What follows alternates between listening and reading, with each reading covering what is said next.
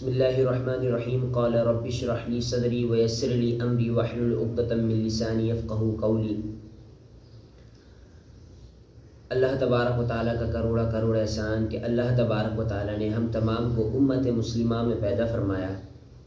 اللہ رب العالمین کی بارگاہ میں دعا ہے کہ اللہ کریم ہم تمام کو دین اسلام پر گامزن رکھ اور دین اسلام پر ہی موت عطا فرما۔ الحمدللہ مسلمان ہیں، اور جب مسلمان کے گھر میں کوئی بچہ پیدا ہوتا ہے تو سب سے پہلے جو مرحلہ آتا ہے وہ مرحلہ یہ ہوتا ہے کہ اس کے کان میں اذان دی جاتی ہے، اقامت پڑھی جاتی ہے، پھر اس کے بعد اس بچے کا نام رکھا جاتا ہے۔ تو نام رکھنے کے حوالے سے نبی پاک صلی اللہ تعالیٰ علیہ وسلم نے امت مسلمہ کی تعلیم فرمائی۔ آئیے نبی پاک صلی اللہ تعالیٰ علیہ وسلم کی احادیث طیبہ سے جانتے ہیں کہ کس طرح کے نام رکھنا جائز ہیں اور کس طرح کے نام رکھنا ناجائز ہے۔ نبی پاک صلی اللہ تعالیٰ علیہ وسلم نے فرمایا کہ قیامت کے دن تم اپنے اور اپنے آبا و اجداد کے ناموں سے پکارے جاؤ گے، لہٰذا اچھے نام رکھو۔ اور اس روایت کو جو نقل کیا ہے وہ امام احمد بن حنبل ابو داؤد شریف اور مشکاۃ شریف میں نقل کیا ہے۔ یعنی نبی پاک صلی اللہ تعالیٰ علیہ وسلم نے ارشاد فرمایا کہ تم قیامت کے دن اپنے آبا و اجداد کے ناموں سے پکارے جاؤ گے، لہٰذا اچھے نام رکھو۔ اور مزید دوسری روایت میں ہے کہ نبی پاک صلی اللہ تعالیٰ علیہ وسلم نے ارشاد فرمایا باپ پر بچے کا یہ بھی حق ہے کہ اس کا نام اچھا رکھے اور اس کو حسن ادب سکھائے۔ اور نبی پاک صلی اللہ تعالیٰ علیہ وسلم نے دوسرے مقام پہ ارشاد فرمایا آدمی سب سے پہلے تحفہ اپنے بچے کو نام کا دیتا ہے، اس لیے چاہیے کہ اس کا نام اچھا رکھے۔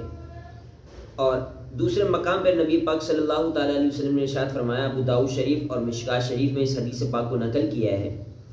نبی پاک صلی اللہ تعالیٰ علیہ وسلم نے ارشاد فرمایا انبیاؤں کے ناموں پر اپنا نام رکھو، یعنی انبیاؤں کے ناموں پر اپنے نام رکھو، اور اللہ تبارک و تعالیٰ کے نزدیک بہترین نام عبداللہ اور حارث ہے، اور سب سے برے نام حرب اور مرہ ہے۔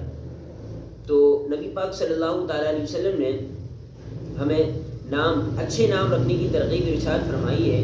اللہ کریم سے دعا اللہ کریم ہم تمام کو اچھے نام رکھنے کی توفیق عطا فرمائے۔ اور ناموں کا جو تعلق ہے بندے کی شخصیت سے بہت گہرا تعلق ہے، یعنی آپ بندے کا جیسا نام رکھیں گے اس کی شخصیت پر ویسا ہی نام ہوگا۔ اور کوشش کیا کریں کہ اپنے بچوں کے نام صحابہ کرام علیہم الرضوان، صحابیات یا پھر اللہ تبارک و تعالیٰ کے نیک بندوں کے ناموں پر رکھیں۔ نبی پاک صلی اللہ تعالیٰ علیہ وسلم نے ارشاد فرمایا کہ اپنے بچوں کے نام انبیاؤں کے نام پر رکھو، یعنی جس طرح انبیاء کرام علیہ السلام کے نام ہیں، اگر وہ بیٹا ہے تو اس کا نام انبیاؤں کے نام جیسا رکھو، اور اگر بیٹی ہے تو صحابیات اللہ تبارک و تعالیٰ کی جو ولیاں ہیں ان کے ناموں پہ نام رکھو۔ لیکن نبی پاک صلی اللہ تعالیٰ علیہ وسلم نے ایک مقام پر ارشاد فرمایا کہ اپنے بچوں کا نام فرشتوں کے ناموں پر نہ رکھو، یعنی جس طرح کچھ لوگ رکھتے ہیں جبرائیل، میکائیل، اس طرح کے نام، تو اس طرح کے نام نہ رکھو۔ یہ نبی پاک صلی اللہ تعالیٰ علیہ وسلم نے اس سے ممانعت فرمائی ہے۔ اچھا، کچھ نام ایسے ہوتے ہیں کہ جو نام نہیں رکھنے چاہیے، لیکن آج کل کے دور میں ہمارے کچھ نوجوان حضرات جو کچھ زیادہ ہی یونیک نام رکھنے کی کوشش کرتے ہیں کہ بھئی یونیک نام رکھیں، جیسا کہ مثال کے طور پہ انعمتا۔ اب انعمتا کی اگر ہم تحقیق کریں، اس نام کی تحقیق کریں کہ آیا کہ یہ نام رکھنا درست ہے یا نہیں، تو سب سے پہلے یہ سماعت فرمائیں انعمتا ایک صیغہ ہے، صیغہ ماضی، یعنی انعمتا تو نے انعام کیا، جسے الحمدللہ رب العالمین سورہ فاتحہ میں الرحمن الرحیم مالک یوم الدین ایاک نعبد و ایاک نستعین اہدنا الصراط المستقیم صراط الذین انعمت علیہم، راستہ ان لوگوں کا کہ جن پر تو نے انعام کیا۔ یہ ایک فعل ہے، فعل کا ترجمہ تو نے انعام کیا، اللہ تبارک و تعالیٰ سے ہم مخاطب، یعنی اللہ تبارک و تعالیٰ سے مخاطب ہے، تو لہٰذا اس طرح کے نام کہ جس کا معنی فعل میں ہو تو یہ نام رکھنا بالکل بھی درست نہیں ہے۔ اسی طرح مزید نام ہیں اور کہ جو نام رکھنا بالکل بھی درست نہیں ہے، جیسا کہ آئزہ، کچھ لوگ آئزہ نام رکھتے ہیں، تو آئزہ اگر زا کے ساتھ ہے، یعنی آئزہ زا، اگر زا کے ساتھ ہے تو اس کا معنی ہوگا مفلس، ٹھیک ہے، اس لیے کہ زا کے ساتھ رکھنا اچھا نام نہیں ہے، کیونکہ اس کا معنی کیا ہے؟ مفلس۔ اب ایک شخص ہے، میں اس کا نام رکھ دوں آئزہ، اور اس کا مطلب کیا ہے؟ مفلس، لہٰذا اس کی شخصیت پر بھی اثر پڑ سکتا ہے، کیا پتہ آئزہ نام رکھنے کے بعد وہ مفلس ہو جائے، تنگ دست ہو جائے۔ لیکن اگر آپ اس کا آئزہ نام رکھیں، زال سے نام رکھیں، تو اس سے کیا مطلب ہوگا؟ پناہ لینے والی، تو یہ نام درست ہو جائے گا اس طرح۔ تو لہٰذا دیکھیں، ایک ایک لفظ کا معنی میں تبدیلی آ جاتی ہے، ایک ایک لفظ جیسے زا، زال، ٹھیک ہے، اسی طرح لائبہ، ٹھیک ہے، بچی کا نام رکھنا کیا ہے؟ لائبہ۔ اب یہ لائبہ جو اگر ہم تحقیق میں دیکھیں نا، معجم الوسیط ایک عربی لغت ہے، اور یہ بہت اوتھینٹک ڈکشنری ہے نا، تو لائبہ یہ عربی زبان کا لفظ ہے، اور یہ کس سے نکلا ہے؟ لاب سے، ٹھیک ہے۔ اس کا ایک معنی ہوتا ہے پیاسا ہونا، اور دوسرا معنی کیا ہے؟ پیاسے کا پانی کے ارد گرد گھومنا اور اس تک نہ پہنچنا، لہٰذا لائبہ کا معنی کیا ہوگا؟ پیاسا شخص، ٹھیک ہے، پیاسا شخص لائبہ کا مطلب، یا پھر ارد گرد ایک پیاسا شخص ہے جو پانی کے ارد گرد گھوم رہا ہے لیکن پانی نہیں پی پا رہا، تو لہٰذا اب لائبہ اس کا مطلب اچھا نہیں ہوا، تو لہٰذا جب معنی اچھا نہیں ہوا تو کسی شخص کا نام بھی رکھنا درست نہیں ہے۔ اسی طریقے سے لاعبہ، ایک تو لائبہ حمزہ سے لائبہ، اور ایک ہے لاعبہ، یعنی حمزہ کی جگہ عین لگا دیں، لاعبہ، تو اس کا معنی کھیلنے کودنے والی لڑکی۔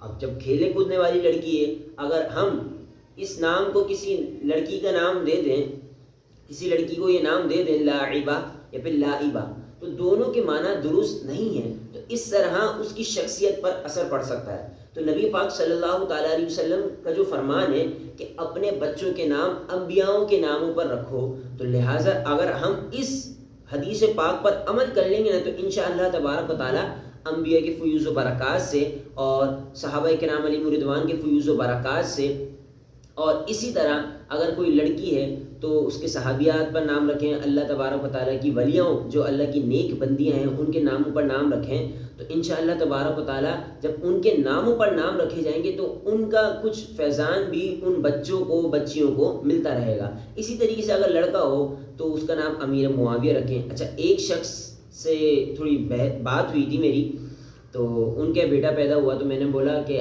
اگر آپ مناسب سمجھیں تو اس کا نام معاویہ رکھ دیں، غلام معاویہ، یعنی امیر معاویہ رضی اللہ تعالیٰ سے نسبت بھی ہو جائے گی اور ان کے فیض و برکات اس کو ملتے رہیں گے۔ تو ان شخص نے بڑی عجیب سی بات کہی، انہوں نے کہا کہ یار یہ جو نام ہے نا یہ تھوڑا متنازع ہے۔ میں نے بولا کس اعتبار سے؟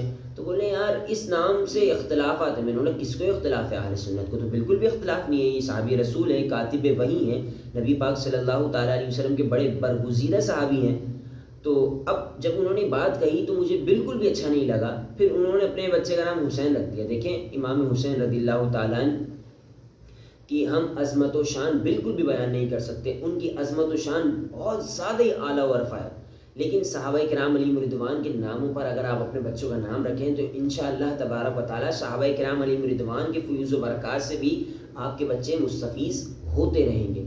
تو امیر معاویہ رضی اللہ تعالیٰ عنہ سفیان ہیں، حضرت سفیان رضی اللہ تعالیٰ عنہ جو امیر معاویہ رضی اللہ تعالیٰ عنہ کے والد ماجد ہیں۔ اسی طریقے سے ابو بکر صدیق رضی اللہ تعالیٰ عنہ کی نسبت سے ابو بکر رکھتے ہیں، عمر فاروق رضی اللہ تعالیٰ عنہ کی نسبت سے عمر فاروق رکھتے ہیں، عثمان غنی رضی اللہ تعالیٰ عنہ کی نسبت سے عثمان رکھتے ہیں، مولا علی رضی اللہ تعالیٰ عنہ کی نسبت سے علی رکھتے ہیں۔ تو اس طرح کیا ہوگا کہ آپ کے بچوں کو صحابہ کرام علیہم رضوان کے جو فیض ہے وہ ملتا رہے گا۔